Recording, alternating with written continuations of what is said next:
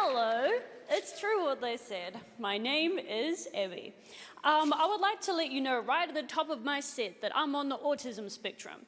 And I tell you that for the benefit of people in the front row, because some comedians come out here and they talk to the audience. And you in the front row might be like, oh, I'm in the splash zone here, she's gonna talk to me. No. Do not worry about it, friends. This dog don't bite, you know what I'm saying? This wolf don't hunt. I may as well be a television screen. But obviously I'm also really fun. And in the moment, too, don't worry about that. So I was diagnosed like 4 years ago, and when I first found out, I was like, that's crazy. Everyone's gonna be so surprised. All right? I have autism, who knew? And the answer is everyone. Everyone knew. I was at a party years ago talking to this guy. I'd never met this guy in my whole life. And he stopped me mid-conversation and went, wait, do you have autism?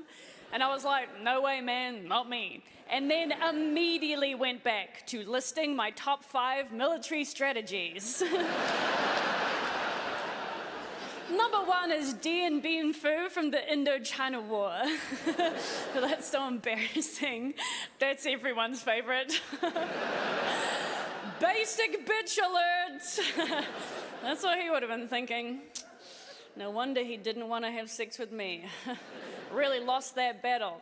Much like the French did at Dien Bien Phu.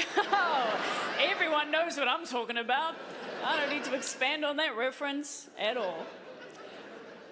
People, I feel like, don't know a huge amount about autism, but I feel like the one thing that people do know is that autistic people like trains. Yeah, shout out trains. And when I first heard that, you're doing great work out there. When I first heard that, I was like, you know what? You can take your stereotypes, because I don't even like them that much. And then I thought about it for a second, and I was like, nah, dog, what are you talking about? I love them. I'm only bloody human. My heart is not made of stone.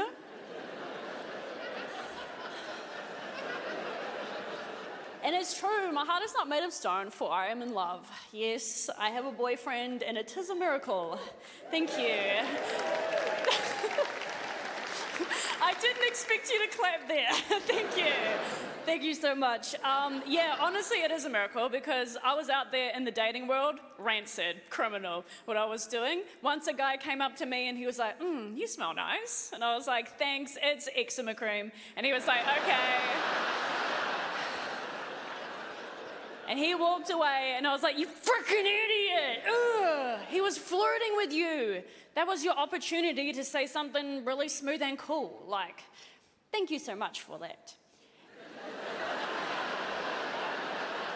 If you like the way I smell, you're gonna love my genitals.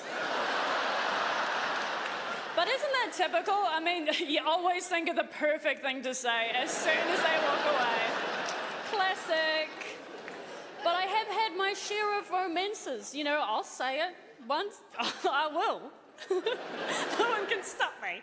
I went to the UK a few years ago, and I had a romance with an Englishman while I was there. And my final week of my trip, I was in London. He came up to London to see me before I left. I will say, most romantic evening of my life. We walked along the Thames holding hands. At one point I was like, what's that? And he was like, I don't know. And it was Westminster Abbey. So, both dumb, I guess. We stood outside Buckingham Palace at night and went, yes, Queen, and then she died. Like, like 2 days later. Probably from cringe. And the next day I was going back to New Zealand, so we had to say goodbye.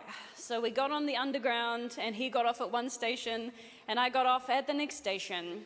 And obviously I was sad, but a part of me was also happy, because I was on a train, and I freaking love those things, baby. Thank you so much. Good night.